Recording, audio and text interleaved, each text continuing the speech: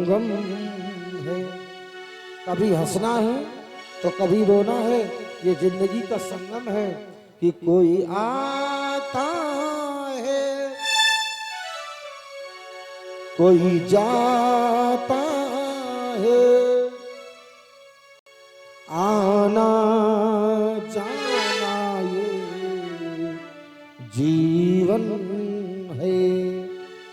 आना जाना जिंदगी का जीवन है, जीवन सुख दुख का संगम। 7 बरस तो 7 बरस से हम इसी में खेल, 7 साल के थे तो संगीत ही से खेलते हुए चले आए। हमने संगीत से खेला, पूज्य महाराज जी के साथ में संगीत से खेला करते थे। बैठा लिया करते तो पूज्य महाराज जी कहा करते कुछ भी गाओ, कैसा भी गाओ। हमने कहा हमें आता ही नहीं, बोले कुछ भी गाओ। क्यों? कभी पतझड़ है तो कभी सावन है, यही आता जाता मौसम है। जीवन सुख दुख का संगम है। बहुत अच्छा,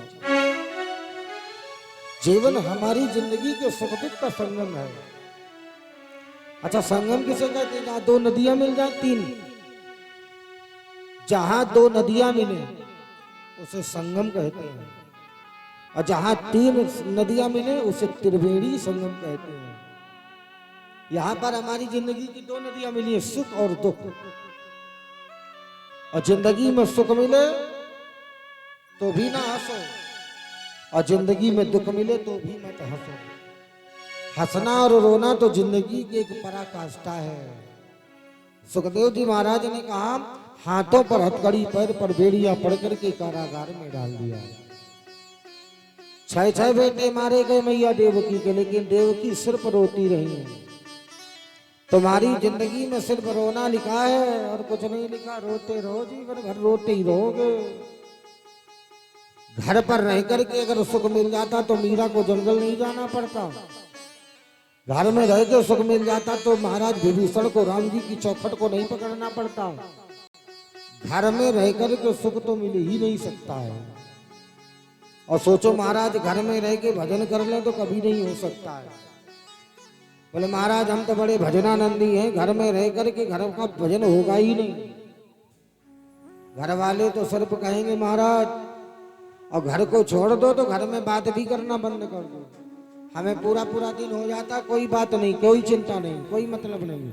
आज पूरा दिन हो गया, कोई मतलब नहीं, कोई लेना देना नहीं, क्या व्यवस्था है क्या नहीं, क्योंकि हमने ठाकुर जी को सौंप दिया है। कैसे? ठाकुर जी से कहिए, अब सौंप दिया इस जीवन का सब भार तुम्हारे हाथों। सब तुम जानो, तुम्हारा काम जाने, हमसे कोई मतलब नहीं है। बिगाड़ना होगा तो तुम बिगाड़ोगे, बनाना होगा तुम बिगाड़ोगे, तुम्हारे हाथ में है, हम कुछ नहीं जानते। लोग कहते महाराज बहुत अच्छे बने थे। बहुत से लोग हमने देखे बहुत अच्छे थे, बड़े बड़े घर थे, रास्ता से बेटा जा रहा था, एक्सीडेंट हो गया, बड़े थे लेकिन आज सब बिल्कुल नीचे हो गए, घट गए। अच्छा, सब कुछ किसके लिए जोड़ते हो? कमा कमा के किसके लिए जोड़ रहे हो? किसके लिए जोड़ा जाता है? औलादों के लिए जोड़ रहे हैं। और विचार करो, अगर औलाद नकारा निकल गई, अगर औलाद निकम्मी निकल गई तो क्या होगा? सब मिट्टी में मिला देगी। औलाद निकम्मी निकल गई तो सब मिट्टी में मिला देगी। किसके लिए जोड़ा? कभी तुमने अपने लिए कुछ जोड़ा है? अपने लिए भी तो कुछ जोड़ के रखो। औलाद अच्छी होगी तो बढ़ा देगी, औलाद निकम्मी होगी तो बढ़ाया घटा देगी, बढ़ा हुआ भी सब मिटा देगी। 6 बेटे मारे गए लेकिन सिर्फ रोना है, हाथ में तुम्हारे कुछ नहीं है। बोले महाराज पैसा है, हमें कोई दिक्कत नहीं है। तो सुन लेना बखौरा वालों, पैसा तो है लेकिन पैसा तो बेड बिस्तर आते, नींद नहीं आती है। पैसा से सुख के सामान आते, लेकिन सुकून नहीं आता है। पैसा से वृक्ष लगता है, लेकिन फल नहीं आता है। पैसा से मकान बनता है, लेकिन शांति नहीं मिलती। पैसा से शरीर सजता है, सुंदरता नहीं मिलती। और पैसा से मंदिर बनता है, भगवान नहीं बसता। पैसे से शरीर की क्रिया हो सकती है, लेकिन सत्कर्म नहीं बनता है। पैसा ही जिंदगी की अगर हकीकत होती तो सब कभी बीमार पड़ा ना, अब पीजीआई में जाके भर्ती होना साहब, चाहे इतनी बड़ी गड्डी लिए पड़े रहना, इतनी इतनी गड्डी हमने देखा पड़े रहते हैं, इतनी इतनी गड्डी लिए पड़े रहना। डॉक्टर कह देगा भैया अभी लाइन में लगे रहो, समय आएगा तब लेंगे। पैसा से सब नहीं होता है। पैसे से ही सब कुछ हो जाता तो दुनिया में पैसा ही भगवान बन गया होता।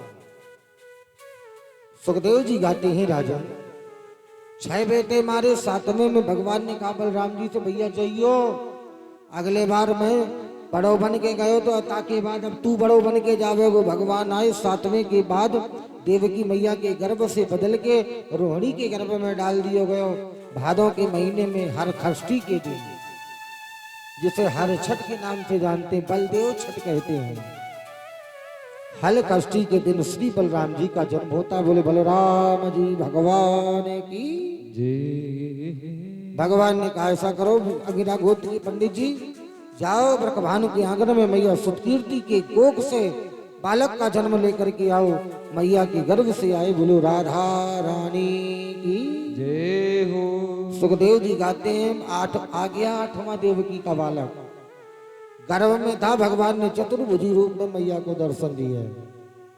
मैया ने कहा लाला मैंने तो कही थी लाला बन के आइयो, तू तो बाप बन के आयो। कहने हाथन में चक्र शंख गदा पद्म 4 हाथ लेके आए हैं।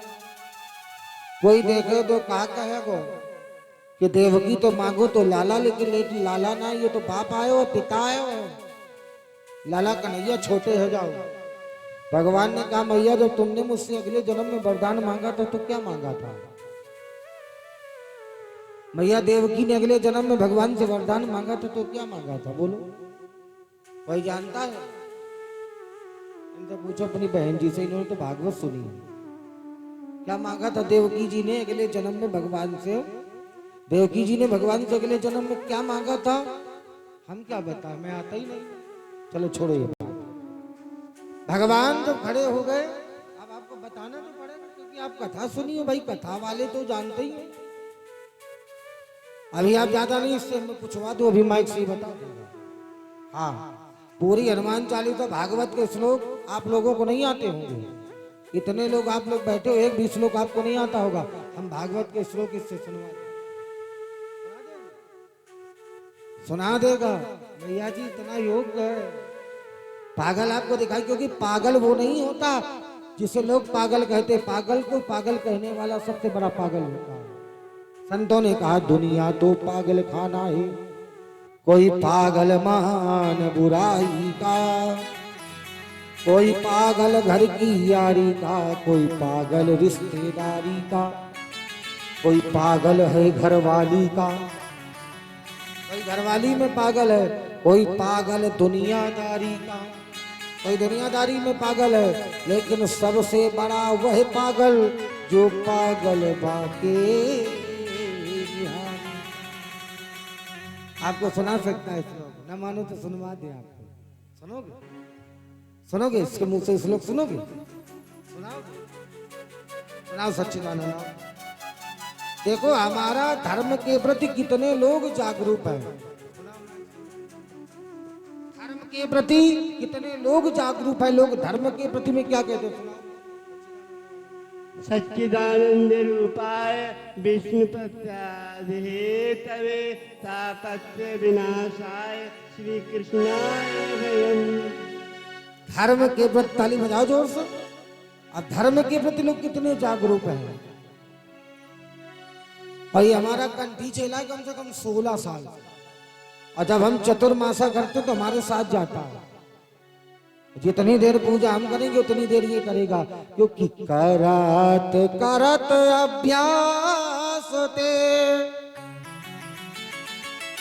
जड़मती होत सुजान रसरी आवत जात थे सुशील पै परत।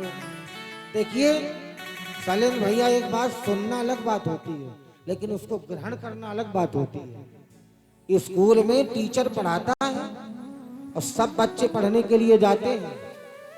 अब कहते हमारा टीचर अच्छा नहीं है, टीचर अच्छा है लेकिन हमारी बुद्धि में चढ़ नहीं रहा। क्यों? क्योंकि हम अपनी बुद्धि की भावना गलत विचारों में, संसार के विचारों में लगाए हैं। अगर भगवान में लग जाएगा वही विचार, तो मेरा ये मानना है, मैं मानता हूं परमात्मा में अगर हमारा विचार लग जाएगा तो भैया इसी दुनिया में लोग सूर्य चंद्रमा की खोज कर लेते हैं, हम भी परमात्मा की खोज कर लें। लेकिन ये दिमाग केवल हमारा उसी में लगा रहना चाहिए। मैया देवकी को चतुर्भुजी रूप में भगवान ने दर्शन क्यों दिए? चाहते तो बेटे ही बन के आते, लेकिन क्यों दिए?